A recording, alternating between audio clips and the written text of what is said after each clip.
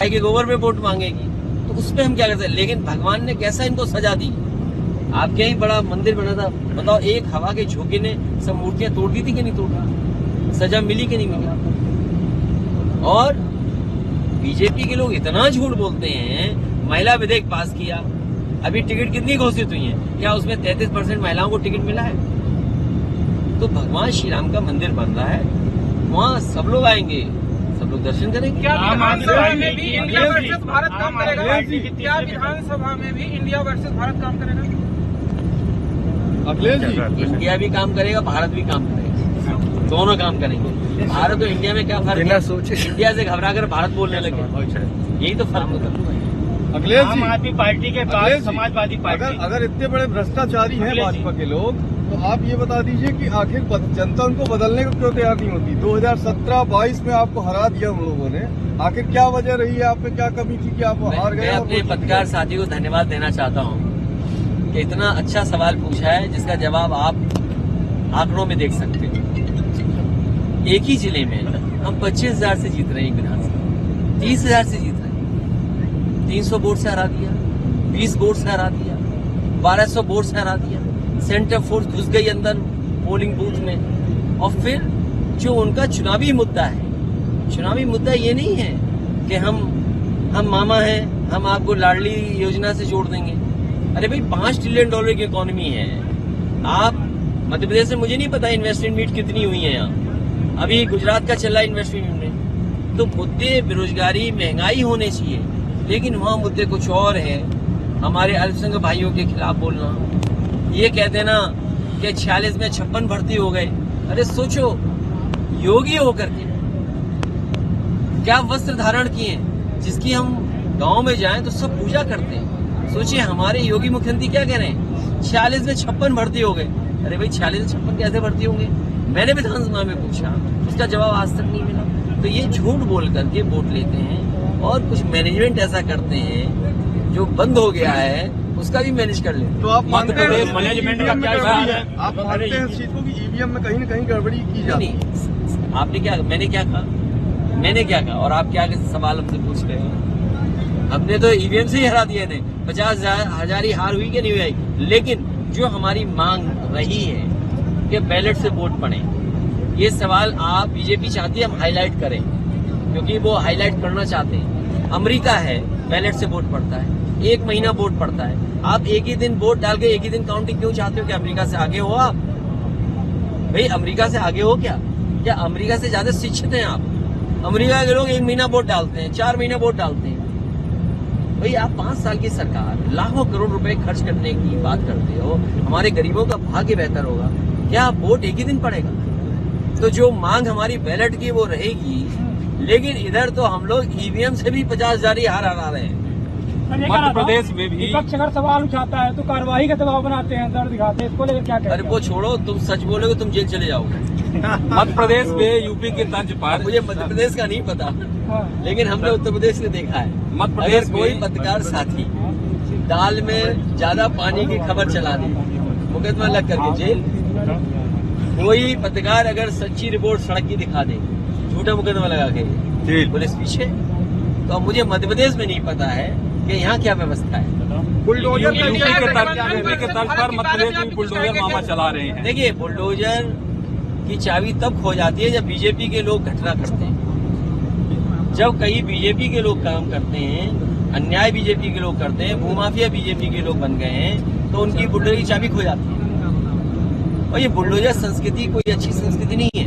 क्या आप कोर्ट को बाईपास कर देंगे, नियमों को बाईपास कर देंगे? कई निर्दोष लोग इसमें, तो देखिए ना क्या हाल है, और उसका परिणाम देखिए। जनता नाराज है, ऐसा नहीं है कि जनता नाराज नहीं है। आम आदमी पार्टी की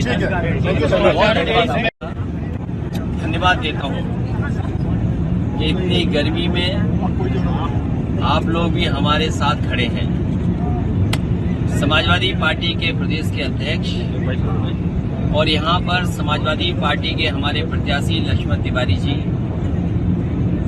हमारी पार्टी के प्रकोष्ठ के अध्यक्ष व्यास जी, मरकाम साहब, और यहाँ के हमारे संगठन के अंसारी जी, मैं इन सबका धन्यवाद देता हूँ। इनके माध्यम से और आपके माध्यम से आई हुई जनता का मैं आभार प्रकट करता हूं कि अपना सब काम छोड़ करके और उम्मीद से ज्यादा समर्थन दिखाई दिया। मैं नहीं समझता था कि समाजवादी पार्टी का इतना समर्थन होगा, लेकिन कम समय मिलने के बावजूद भी, कम संसाधन जुटाने के बाद भी अपने प्रयासों से स्वयं जनता जो चल करके आई है, मैं जनता का धन्यवाद देता हूं। और जिस तरीके से जनता को मैंने देखा है, अभी तक रुके हुए थे, मुझे पूरा भरोसा है कि समाजवादियों पर इस बार जनता का आशीर्वाद रहेगा। बीजेपी इस आकलन में थी कि चुनाव पहले दिल्ली का हो या प्रदेशों का चुनाव हो। हमारे पत्रकार साथी भी उस उलझन में थे, लेकिन अब ये महसूस हो रहा है कि मध्य प्रदेश का चुनाव पहले होने जा रहा है, फिर दिल्ली का चुनाव होगा। इसलिए मैं यहाँ की जनता से अपील करूंगा कि केवल हिसाब किताब प्रदेश की सरकार का न लें। प्रदेश की सरकार तो कई वर्षों से यहाँ चल रही है, और दिल्ली की सरकार इतने वर्षों किसी एक पार्टी को अगर मौका मिल जाए तो वो प्रदेश न जाने किस ऊंचाई पर दिखाई देगा। मुझे दुख है इस बात का कि दिल्ली में भी सरकार होने के बाद भी और प्रदेश सरकार में होने के बाद भी मध्य प्रदेश में महिलाओं का उत्पीड़न, महिलाओं के साथ अन्याय, बेटियों के साथ अन्याय, आदिवासियों के साथ अन्याय और खासकर दलित महिलाओं के साथ जो अन्याय हो रहा है, उसमें सबसे आगे अगर कोई प्रदेश दिखाई दे रहा है तो मध्य प्रदेश दिखाई दे रहा है। इसी तरह बेरोजगारों की संख्या में भी मध्य प्रदेश आगे है। जो किसानों को सुविधा देने की बात बीजेपी ने कही, पूरे देश में कहा कि किसानों की आय दोगुनी कर देंगे, लेकिन आज भी जब चुनाव होने जा रहा है, इतने वर्षों के बाद भी किसानों की आय दोगुनी नहीं हुई। गेहूं प्राइवेट कंपनियों से खरीदवा लिया, धान में कोई इंतजाम नहीं किया, एमएसपी के लिए किसानों को लड़ना पड़ा दिल्ली में, लेकिन उसके बावजूद भी किसानों को कोई भाव ये सरकार ऐसा नहीं दे पा रही जिससे किसान खुशहाली में आए।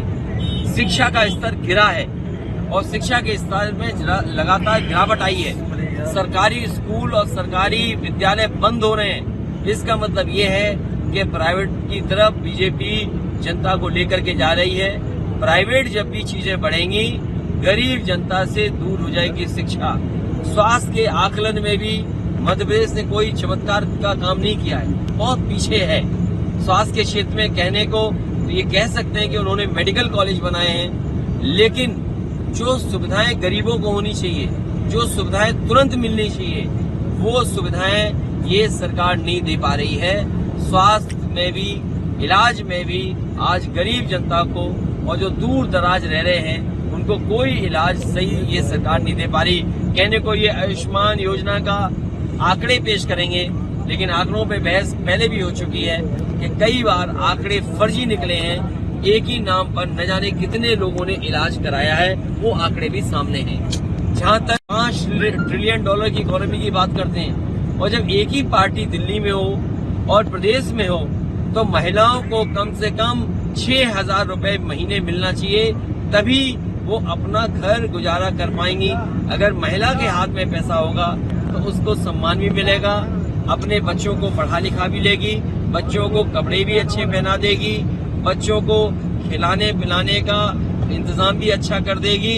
इसलिए समाजवादी पार्टी का मानना है, उत्तर प्रदेश में हालांकि हम लोगों ने पिछले चुनाव में कहा था कि समाजवादी पेंशन महिलाओं को 3,000 की जाएगी।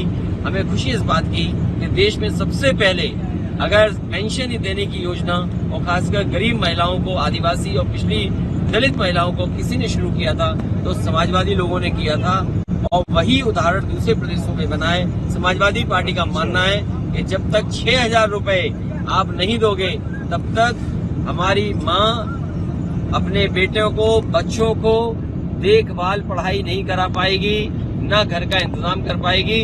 इसलिए अगर कोई भी समाजवादी पेंशन देनी पड़ेगी तो 6,000 देंगे।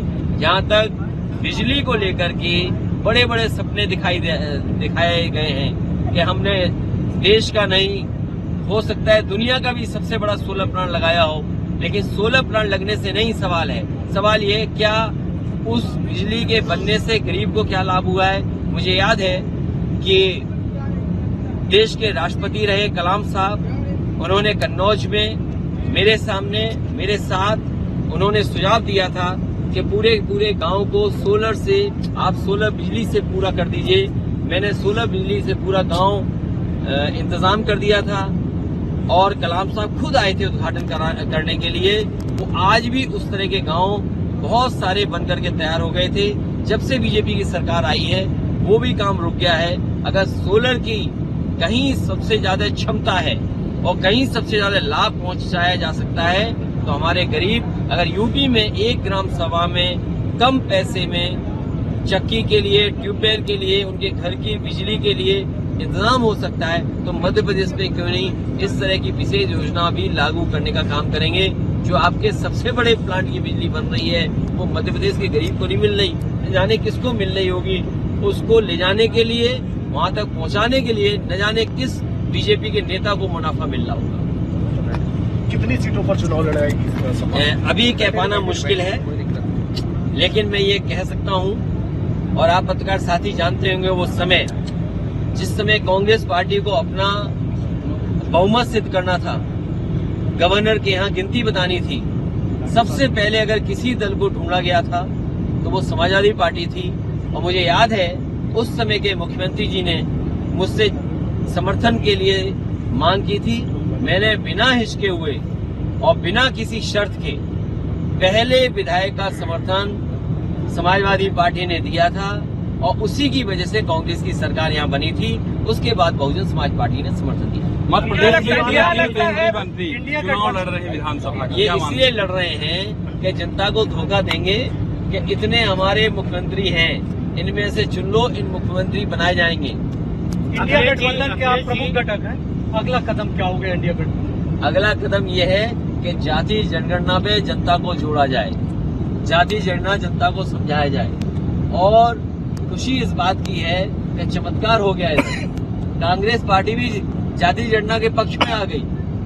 जिसने कभी लोकसभा में जाति जनगणना के खिलाफ खड़े हो गए थे, मुझे याद है वो समय में लोकसभा में था नेताजी शरद यादव जी, आदरणीय लालू प्रसाद यादव जी और दक्षिण के सभी नेताओं ने मांग की थी कि जो सेंसस हो रहा है वो जाति के आधार पर हो, लेकिन उसने कांग्रेस से स्वीकार नहीं किया था।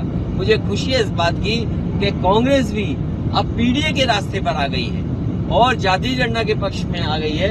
इससे बड़ी उपलब्धि और क्या हो सकती है। रावण के उपासक लगता है विधानसभा चुनाव में, लेकिन उत्तराखंड में आपको आरोप लग रहा है कि वहाँ पर आप कांग्रेस के साथ नहीं होंगे, इसलिए सीट हारी। देखिए, उत्तर प्रदेश में जिस समय बाई इलेक्शन हुआ, जितने भी भारतीय जनता पार्टी के खिलाफ दल हैं और जो हमारे सहयोगी दल हैं, मैंने उनसे सबसे चिट्ठी लिख करके समर्थन मांगा। लेकिन उत्तराखंड में हो सकता है कांग्रेस को ये लगता हो कि बिना समर्थन के ही हम जीत जाएंगे। उन्होंने किसी समाजवादी को नहीं पूछा और उसका परिणाम क्या हुआ। अगर समर्थन मांगा होता तो समाजवादियों ने समर्थन दिया होता, क्योंकि समाजवादी पार्टी वो दल है जो इंडिया को मजबूत करना चाहता है, इंडिया गठबंधन को मजबूत करना चाहता है। उत्तर प्रदेश में समाजवादी पार्टी बीजेपी को रोकेगी तो दिल्ली में बीजेपी रोकेगी। आज सबसे ज्यादा घबराहट बीजेपी को किसी से है तो समाजवादियों से है। अभी हाल में देखा नहीं आपने, जब दिल्ली में G20 चल रहा था तो घोसी में कितनी बुरी हार हुई भारतीय जनता पार्टी की।